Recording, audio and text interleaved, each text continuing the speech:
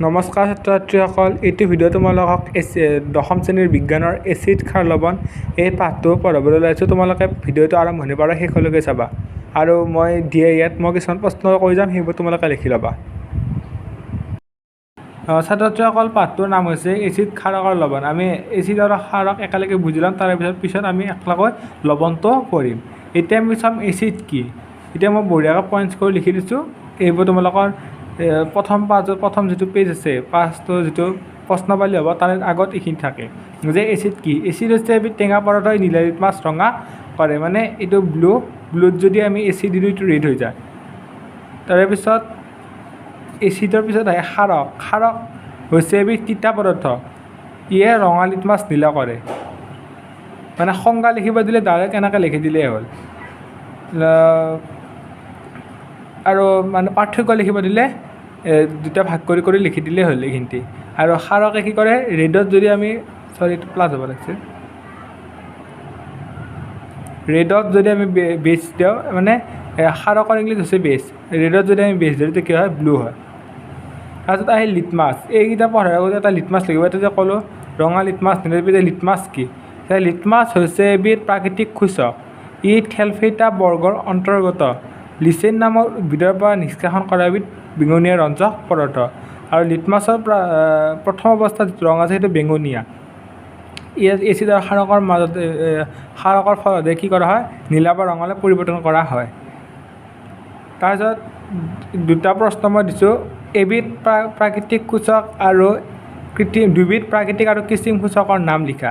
আৰু সূচক কি, এইটো সূচক কি, এই দুটা প্ৰশ্ন তোমালোকে কৰিবা। মই তোমালোকক ক'লোঁ সেইখিনিতে হ'ল এইখিনিৰ পৰা ইয়াৰ ভিতৰত, আৰু দুটা যে লাষ্টত হোমৱৰ্ক দিলোঁ এইখিনি ভালকৈ পঢ়িলে সেই দুইটা তোমালোকে পাই যাবা। আমি আৰম্ভ কৰোঁ। প্ৰথম প্ৰশ্নৱলীটোৰ এইটো প্ৰশ্ন যে তোমাক তিনিটা পৰীক্ষা নল দিয়া হৈছে, সিহঁতৰ এটাত পাতলিত পানী আৰু দুটাত ক্ৰমে এচিড আৰু ক্ষাৰকীয় দ্ৰৱ আছে। যদি তোমাক কেৱল ৰঙা লিটমাছ কাগজ দিয়ে, তেন্তে তুমি কোনটো পৰীক্ষা নলত কি দ্ৰৱ আছে কেনেদৰে চিনাক্ত কৰিবা? উত্তৰটো মই লিখি নিদিওঁ, বুজাই দিম। বুজাই দিয়াৰ পিছত তোমালোকে লিখিব পাৰিবা, নিজে লিখিলেই হ'ল। চাবা কি কৈছে, তিনিটা পৰীক্ষা নল দিয়া আছে। ধৰা হ'ল ABC তিনিটা পৰীক্ষা নল, ইয়াত যিকোনো এটা পাতলিত পানী, এচিড আৰু ক্ষাৰক আছে। আমাক কেৱল ৰঙা লিটমাছ দিছে, তেতিয়া আমি কেনেকৈ চিনাক্ত কৰিম? আমি ৰঙা লিটমাছ দিবলৈ প্ৰথমে আমি এই ৰঙা লিটমাছটো এড দিম, এড দিয়াত কোনো পৰিৱৰ্তন নঘটিল। বিট দিম, বিট দিয়াত কোনো পৰিৱৰ্তন নঘটিল। চিট দিম, চিট দিয়াত নীলা হৈ পৰিল। তেতিয়া আমি গম পাব যে চিট কি আছে, ক্ষাৰক আছে, কাৰণ ক্ষাৰকে আমি আগে পাই আহিছোঁ কি কৰে, ৰঙা লিটমাছ নীলা কৰে, অৰ্থাৎ চিট কি আছে, ক্ষাৰক আছে। তাৰপিছত নীলা লিটমাছটো আমি পুনৰ এড দিলোঁ, এড দিয়াত কোনো পৰিৱৰ্তন নঘটিল। আকৌ বিট দিলোঁ, বিট দিয়াত আকৌ পুনৰ ৰঙা হৈ পৰিল। আমি গম পালোঁ যে এচিড আছে, কাৰণ এচিডে নীলা লিটমাছ ৰঙা কৰে। আৰু তেতিয়া আমি গম পালোঁ যে এইত পাতলিত পানী আছে, কাৰণ পাতলিত পানীৰ প্ৰভাৱত ৰঙা নীলা একো পৰিৱৰ্তন হোৱা নাই। বুজি পাইছা তোমালোকে? এই তোমালোকে নিজে লিখি ল'বা, আৰু নোৱাৰিলে মোক কমেণ্টত জনাবা, মই লিখি দিম। এইবাৰ আমি চাওঁ ঘ্ৰাণেন্দ্ৰিক সূচক।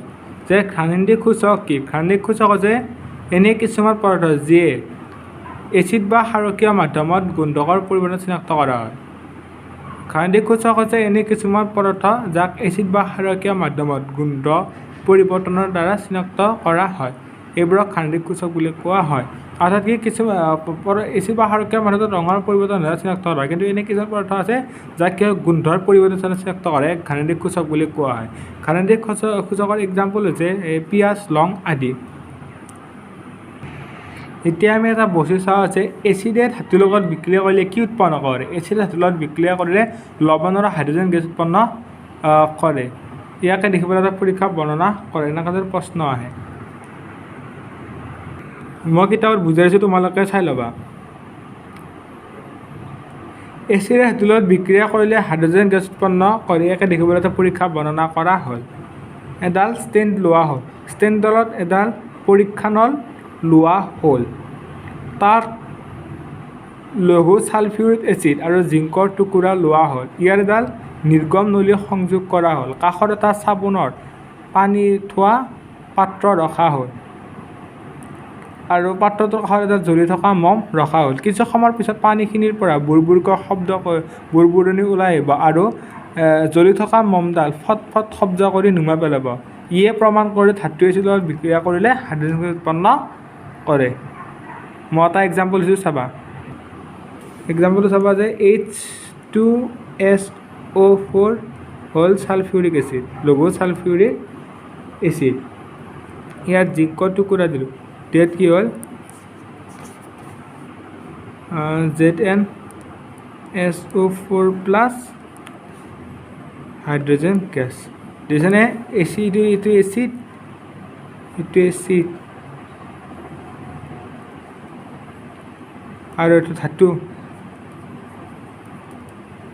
ধাতু এচিডৰ বিক্ৰিয়া কৰোঁতে কি হ'ল হাইড্ৰজেন গেছ উৎপন্ন কৰিলে। হ'ল, বুজি পাইছা? এইবাৰ চাবা প্ৰথম বিক্ৰিয়া কি। প্ৰথম বিক্ৰিয়া হ'ল এচিড আৰু ক্ষাৰকৰ মাজত বিক্ৰিয়া ঘটি লৱণ আৰু পানী উৎপন্ন হয়। ইয়াকে প্ৰথম বিক্ৰিয়া বুলি কোৱা হয়। এই যে এচিড আৰু ক্ষাৰকৰ প্ৰথম বিক্ৰিয়া হ'ল এচিড আৰু ক্ষাৰকৰ মাজত বিক্ৰিয়া ঘটি লৱণ আৰু পানী উৎপন্ন হয়। এক্সাম্পল এইটো ছ'ডিয়াম হাইড্ৰক্সাইডে হাইড্ৰক্লৰিক এচিডৰ লগত বিক্ৰিয়া কৰি ছ'ডিয়াম ক্লৰাইড আৰু পানী উৎপন্ন কৰে। এইটো লৱণ আৰু পানী উৎপন্ন কৰে। এইটো ক্ষাৰক, এইটো এচিড বিক্ৰিয়া কৰি লৱণ আৰু পানী উৎপন্ন কৰিলে। এইটো এক্সাম্পল, এইটো হ'ল প্ৰথম বিক্ৰিয়াৰ এক্সাম্পল। আৰু প্ৰথম বিক্ৰিয়া হ'ল এচিডে ক্ষাৰকৰ লগত বিক্ৰিয়া কৰি লৱণ আৰু পানী উৎপন্ন কৰে। ইয়াকে প্ৰথম বিক্ৰিয়া বুলি কোৱা হয়। এক্সাম্পল উঠি দি দিবা, হৈ গ'ল। ছাত্ৰ ছাত্ৰীসকলে এইবাৰ আমি 22 নম্বৰ পেজত থকা প্ৰশ্নাৱলীটো আলোচনা কৰোঁ। চাবা 1 নম্বৰ গৈছে, দৈ বা টেঙা খাদ্যবস্তু পিতল বা তামত থোৱা নহয় কিয়? কাৰণ দৈ বা টেঙা জাতীয় খাদ্যবস্তু এচিড থাকে আৰু পিতল বা তামৰ পাত্ৰ হৈছে ধাতু। ধাতু এচিডৰ বিক্ৰিয়া কৰিলে লৱণ আৰু হাইড্ৰজেন উৎপন্ন কৰাৰ উপৰিও বিষাক্ত পদাৰ্থ উৎপন্ন কৰে। সেইবাবে দৈ বা টেঙা জাতীয় খাদ্যবস্তু কি হয়, পিতল বা তামৰ পাত্ৰত থোৱা নহয়। 1 নম্বৰটো হ'ল। এবাৰ 2 নম্বৰটো চাবা যে এচিড ধাতুৰ সৈতে বিক্ৰিয়া কৰিলে কোনটো গেছ নিৰ্গত হয়? হাইড্ৰজেন গেছ নিৰ্গত হয়। এটা উদাহৰণৰ সৈতে লিখা, মই উদাহৰণ দিছিলোঁ লঘু ছালফাৰ আৰু জিংকৰ, সেইটো বিক্ৰিয়া আৰু এই গেছটো উপস্থিতি পৰীক্ষা কৰা। মই বুজাই দিছোঁ, তোমালোকে লিখিব পাৰিবা। আৰু 3 নম্বৰটো চোৱা, এটা ধাতৱ যৌগ এই হাইড্ৰক্লৰিক এচিডৰ সৈতে বিক্ৰিয়া কৰি বুবুৰিন সৃষ্টি কৰে। উৎপন্ন হোৱা গেছটোৱে জ্বলি থকা মমটোক নুমুৱায়। বিক্ৰিয়াত উৎপন্ন হোৱা এটা যৌগ হ'ল কেলছিয়াম ক্লৰাইড। হ'লে বিক্ৰিয়াটো সন্তুলিত সমীকৰণ লিখা। জ্বলি থকা মমডাল নুমুৱা গেছটো হৈছে হাইড্ৰজেন, কাৰণ হাইড্ৰজেনে জ্বলি থকা মমডাল শব্দ কৰি নুমুৱাবলৈ আমি পাইছোঁ। এতিয়া বিক্ৰিয়াটো চাবা। বিক্ৰিয়াটো হ'ল এইটো, এই বুলি আগতে এই হাইড্ৰক্লৰিক এচিড বিক্ৰিয়া কৰি কেলছিয়াম ক্লৰাইড জ্বলি থকা মম নুমুৱা বুলি কৈছে। জ্বলি থকা মম নুমুৱাটো হ'ল হাইড্ৰজেন। হাইড্ৰজেন হাইড্ৰজেন থাকিল কেলছিয়াম, এটা হাইড্ৰজেন আছে, কেলছিয়াম ক্লৰিন আছে, কেলছিয়াম নাই, আমি কেলছিয়ামটো আগত দিওঁ। এইটো হৈছে কেলছিয়াম, হ'ল এইটোৱে। কিতাপখনত 23 আৰু 24 পেজত থকা 4টা অতিৰিক্ত প্ৰশ্ন পাই, সেইকেইটা মই আলোচনা কৰি চাবা। যে প্ৰথমটো হ'ল এচিডত থকা আয়নবিধ কি? এচিডত থকা আয়নবিধ হ'ল কেটায়ন, H+। সাৰ কি? পানীত যিবোৰ সাৰক প্ৰাণীত দ্ৰৱীভূত হয়, অৰ্থাৎ পানীত দ্ৰৱীভূত হোৱা সাৰকবিধেই হ'ল সাৰ। লঘুকৰণ কি? এচিড বা সাৰকক পানীৰ সৈতে মিহলালে প্ৰতি একক আয়তনত H+ নাইবা OH- আয়নৰ গাঢ়তা হ্ৰাস পোৱাকৈ লঘুকৰণ বুলি কোৱা হয়। আৰু এইটো কেতিয়াবা চেপাৰেট কৰিব পাৰে যে এচিডৰ লঘুকৰণ মানে কি, ক্ষাৰকৰ লঘুকৰণ মানে কি। এচিডৰ লঘুকৰণ হ'ল এচিডক পানীৰ সৈতে মিহলালে প্ৰতি আয়তনত H+ আয়নৰ গাঢ়তা হ্ৰাস পোৱাকৈ এচিডৰ লঘুকৰণ, আৰু ক্ষাৰকক পানীত মিহলালে OH- আয়নৰ গাঢ়তা হ্ৰাস পোৱাকৈ ক্ষাৰকৰ লঘুকৰণ বুলি কোৱা হয়। এইকেইটা প্ৰশ্নৰ উত্তৰ তোমালোকে 23 আৰু 24 পাঠটো যদি ভালকৈ পঢ়া পাই যাবা। আৰু মই কৈ দিলে লিখিব পাৰিবা, আৰু যদি নোৱাৰা তেতিয়াহ'লে চাই ল'বা, 2টা পাঠ পঢ়িলে পাই যাবা। এই প্ৰশ্নাৱলীটোৰ যিকেইটা প্ৰশ্ন আছে, এই প্ৰচেছটো সেইকেইটা মই তোমালোকক দি দিছোঁ, ভালদৰে চাই লোৱা। দেখিছা, এইটো 1 নম্বৰ।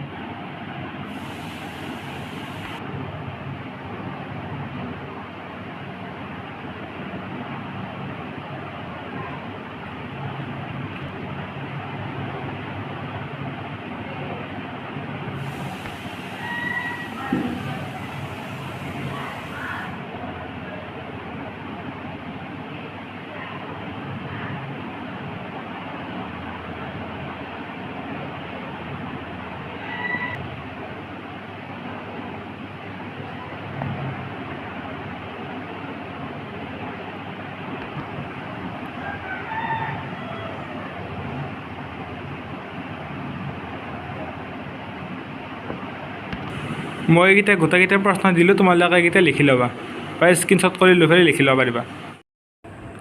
চোৱা, এইবাৰ আহিল এচিড আৰু ক্ষাৰকৰ দ্ৰৱটো কিমান তীব্ৰ। এইটো পঢ়োঁতে আমি পিএইচ স্কেল, এতিয়া আমি যিমান পঢ়িম এইটো পইণ্ট, এইটো আমি পিএইচ স্কেলৰ বিষয়ে পঢ়িম। পিএইচ স্কেল কি? পিএইচ স্কেল হৈছে এডাল পিএইচ স্কেল। পিএইচ স্কেল হৈছে দ্ৰৱত হাইড্ৰজেন আয়নৰ গাঢ়তা জুখিবলৈ উদ্ভৱ কৰা এবিধ স্কেল। পিএইচ স্কেলৰ কিমান 0ৰ পৰা 14লৈকে থাকে আৰু ইয়াৰ 7টো হৈছে প্ৰথম। 7ৰ ইফালে থকাটো বাওঁফালে থকাটো কি? আম্লিক মানে এচিড, আৰু 7ৰ সোঁফালে থকাটো ক্ষাৰকীয়। আমি 7ৰ পৰা যিমান ইফালে আহি থাকিম, ইফালৰ পৰা আমি যিমান ইফালে আহি থাকিম, আম্লিকৰ গুণটো বৃদ্ধি পাই থাকিব, আৰু ক্ষাৰকত আমি যিমান এনাৰ্জি পাই থাকিম সেইটো ক্ষাৰকৰ গুণটো বৃদ্ধি হৈ যায় থাকিব। আৰু প্ৰথম হৈছে 7। এতিয়া পৰীক্ষাত আহিব পাৰে পিএইচ স্কেল কি আৰু ইয়াৰ প্ৰথম মান কিমান। পিএইচ স্কেল কি গম পালে যে দ্ৰৱত হাইড্ৰজেন আয়নৰ উদ্ভৱ নিৰ্ণয় কৰা এবিধ স্কেল, আৰু ইয়াৰ পিএইচৰ মান 7। এইটো আছে পিএইচ স্কেল, কাক বোলে ধুনীয়াকৈ আছে, আৰু প্ৰথমৰ 7, আৰু ইয়াৰ 7তকৈ কম হ'লে আম্লিক আৰু 7তকৈ বেছি হ'লে ক্ষাৰকীয়। আৰু ইয়াৰ পিছত আছে তীব্ৰ এচিড। এইটো তীব্ৰ এচিড আৰু মৃদু এচিড কি? তীব্ৰ এচিড আৰু মৃদু এচিড কি? যে বেছি H+ আয়ন উৎপন্ন কৰা এচিড হ'ল তীব্ৰ এচিড, আৰু কম H+ আয়ন উৎপন্ন কৰা এচিড হ'ল মৃদু এচিড। তাৰপিছত আহিব আকৌ তীব্ৰ ক্ষাৰক আৰু মৃদু ক্ষাৰক কি?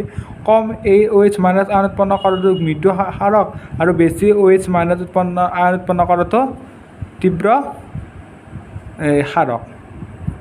এতিয়া আকৌ পিছত আহিব পাৰে বৰষুণৰ পানীত পিএইচৰ মান কিমান? বৰষুণৰ পানীত পিএইচৰ মান 5.6, আৰু আমাৰ শৰীৰত পিএইচৰ পৰিসৰ কিমান? 7.0ৰ পৰা 7.8 পিএইচৰ ভিতৰত। আমাৰ মুখত তাৰপিছত প্ৰশ্নটো হ'ল আমাৰ মুখৰ পিএইচৰ মান কিমান হ'লে দণ্ডক্ষয়ৰ সূচনা হয়? 5.5তকৈ কম হ'লে দণ্ডক্ষয় হয়। আৰু এইখন চাৰ্ট ভালকৈ চাবা। 28 পৃষ্ঠত থকা এই চাৰ্টখন কোনটোত কি এচিড থাকে? ভিনেগাৰত এচিটিক এচিড, দৈত লেক্টিক এচিড, কমলা টেঙাত চাইট্ৰিক এচিড, নেমু টেঙাত চাইট্ৰিক এচিড, তেঁতেলীত টাৰিক এচিড, পৰুৱাৰ শুঙত মিথানয়িক এচিড, বিলাহীত অবজেলিক এচিড, আৰু চোৰাতৰ শুঙত মিথানয়িক এচিড। এইকেইটা ভালকৈ চাবা। এইবাৰ 28 পৃষ্ঠা যিটো প্ৰশ্নাৱলীটো চাবা। 28 পৃষ্ঠাৰ প্ৰশ্নাৱলীটো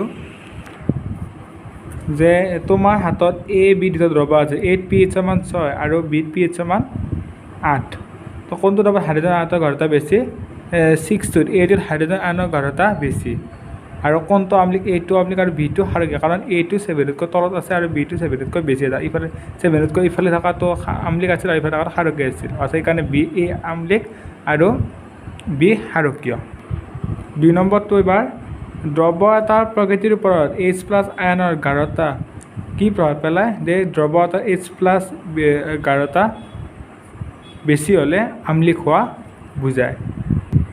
ক্ষাৰকীয় দ্ৰৱত H+ আয়ন থাকেনে? যদি থাকে কি ক্ষাৰকীয়? ক্ষাৰকীয় দ্ৰৱত H+ আয়ন থাকে, কিন্তু ই OH- তুলনাত বহু কম, সেয়ে ইয়াত ক্ষাৰকীয়। মাটিত কি অৱস্থাত কৃষকে এজনে পোৰা চূণ, শিথিলিত চূণ আৰু চক প্ৰয়োগ কৰে তুমি বুলি ভাবা? এই পোৰা চূণ, শিথিলিত চূণ আৰু চকৰ হেৰিকেইটা ৰাসায়নিক নামকেইটা মই লিখি দিছোঁ চাবা, সংকেতকেইটা। পোৰা চূণৰ হ'ল কেলছিয়াম অক্সাইড। পোৰা চূণ মই ইয়াতে লিখি দিছোঁ। পোৰা চূণ হ'ল CaO।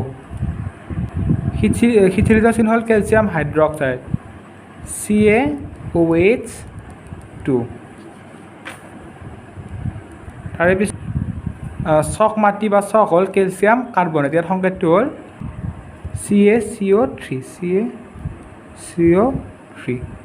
হ'লে তিনিটাৰ সংকেত। এতিয়া কৃষকে কেতিয়া প্ৰয়োগ কৰে বুলি ভাবা? যেতিয়া মাটিত আম্লিকৰ গুণ বেছি হয়, আম্লিকৰ গুণ কমাবলৈ এইবিলাক ক্ষাৰক হয়, আম্লিকৰ গুণ কমাবলৈ সাৰ প্ৰয়োগ কৰে। এইকেইটা হ'ল, তোমালোকে লিখিব পাৰিবা, মই বঢ়িয়া কৈ দিলোঁ। তোমালোকে এচিড আৰু ক্ষাৰক ভালকৈ বুজি পালা নহয়। এইবাৰ আমি পঢ়িম নেক্সট টপিক হ'ল লৱণ। যে লৱণ, এইবাৰ আমি পঢ়িম লৱণ। দুবিধ এই লৱণ তোমালোকে যেতিয়া পইণ্টটো পঢ়িবা, 29 পেজৰ পৰা লৱণ আছে তেতিয়াহ'লে এনেকুৱা ধৰণৰ প্ৰশ্নবিলাক পাবা এতিয়া মই এটা গোটা কৈ চাবা দুবিধ লৱণৰ নাম লিখা দুবিধ লৱণ হ'ল পটাছিয়াম সালফেট আৰু সোডিয়াম সালফেট হ'ল এবাৰ আহিল সোডিয়াম ক্লৰাইড কি সোডিয়াম ক্লৰাইড যে হাইড্ৰক্লৰিক এচিড আৰু সোডিয়াম হাইড্ৰক্সাইড লগ লাগি গঠন হোৱা লৱণটোৱে হ'ল সোডিয়াম ক্লৰাইড তাৰপিছত আহিল খনিজ লৱণ কি যে পৃথিৱীৰ অনেক প্ৰান্তত গোটা লৱণৰ ভাণ্ডাৰ পোৱা যায় অশুদ্ধভাৱে এই বৃহৎ স্ফটিকবোৰ সচৰাচৰ মুগা বৰণৰ হয় ইয়াক খনিজ লৱণ বুলি কোৱা হয় আৰু খনিজ লৱণৰ ৰং কেনেকুৱা মুগা বৰণৰ এবাৰ আহিল ব্ৰাইন কি ব্ৰাইন হৈছে সোডিয়াম ক্লৰাইডৰ এটা জলীয় দ্ৰৱ এইবাৰ যে মই ক'লো ব্লিচিং পাউডাৰে কি দিছোঁ তোমালোকে লিখা নাকাটিছে ব্লিচিং পাউডাৰ কি বুলি দিয়া নাই কাৰণ ব্লিচিং পাউডাৰ এটা টপিক এতিয়া ব্লিচিং পাউডাৰৰ ওপৰত মই কম শুনা প্ৰথমতে চাওঁ ব্লিচিং পাউডাৰৰ সংকেত ব্লিচিং পাউডাৰৰ সংকেত হ'ল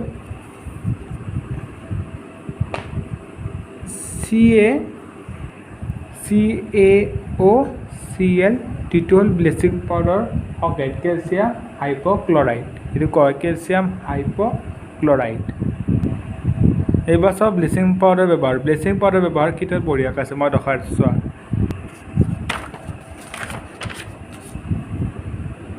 কিতাপৰ 31 পৃষ্ঠাত আছে এইকেইটা ব্লিচিং পাউডাৰ ব্যৱহাৰ এই তিনিটা লিখি দিলেই হ'ল এইবাৰ আহিল বেকিং পাউডাৰ এইটো বেকিং পাউডাৰ নহয় baking soda bleaching powder baking soda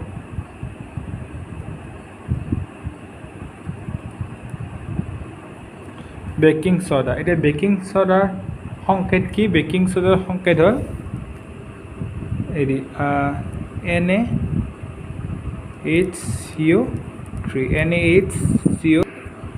NaHCO3 নামটো হ'ল হাইড্ৰজেন কাৰ্বনেট এইটো হ'ল বেকিং ছ'ডাৰ ৰাসায়নিক সংকেত বা সংকেত এতিয়া আমি বেকিং ছ'ডা ব্যৱহাৰ চাওঁ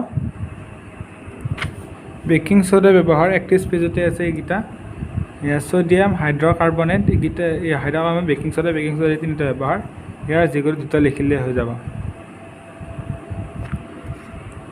এইবাৰ আহিল কাপোৰ ধোৱা ছ'ডা ব্যৱহাৰটো চোৱা কাপোৰ ধোৱা ছ'ডা ব্যৱহাৰ এইকেইটা হেৰি 32 পেজত আছে এই চাৰিটা যিকোনো দুটা মনত ৰাখিলে হ'লে 2 নম্বৰে আহে এইবাৰ নেক্সট আহিল প্লাষ্টাৰ অফ পেৰিছৰ মই বেলেগ বুজাই দিলোঁ এটা প্ৰশ্ন দিছোঁ প্লাষ্টাৰ অফ পেৰিছ লাষ্ট পেজটো 32 পেজটো পঢ়ি যাবা তাৰপৰা লিখিব পাৰিবা যে প্লাষ্টাৰ অফ পেৰিছ কি ইয়াৰ দুটা ব্যৱহাৰ লিখা এইবাৰ আমি কৰোঁ শেষৰ প্ৰশ্নাৱলীটো 33 পেজত থকা শেষৰ এই 5টা প্ৰশ্নৰ মই উত্তৰ দি দিম তোমালোকে লিখি ল'বা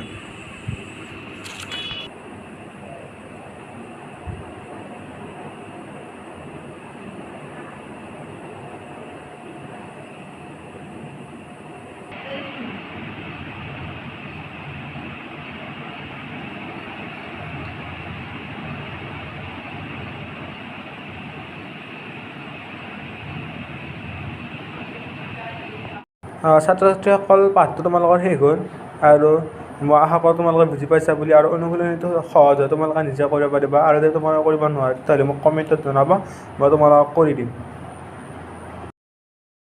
মোৰ চেনেলটো যোৱাকালি খুলিছোঁ সেইকাৰণে তোমালোকে মোৰ ভিউজ আৰু কেইটামান আহিছে কিন্তু তোমালোকৰ দেখোন ছাবস্ক্ৰাইব মই পোৱাই নাই তোমালোকক মই অনুৰোধ কৰিছোঁ তোমালোকে যে মোৰ চেনেলটো ছাবস্ক্ৰাইব কৰি দিয়া আৰু নেক্সট তোমালোকে কি চব তালৈ কমেণ্টত জনাবা আজি ভিডিঅ'টো চোৱাৰ বাবে ধন্যবাদ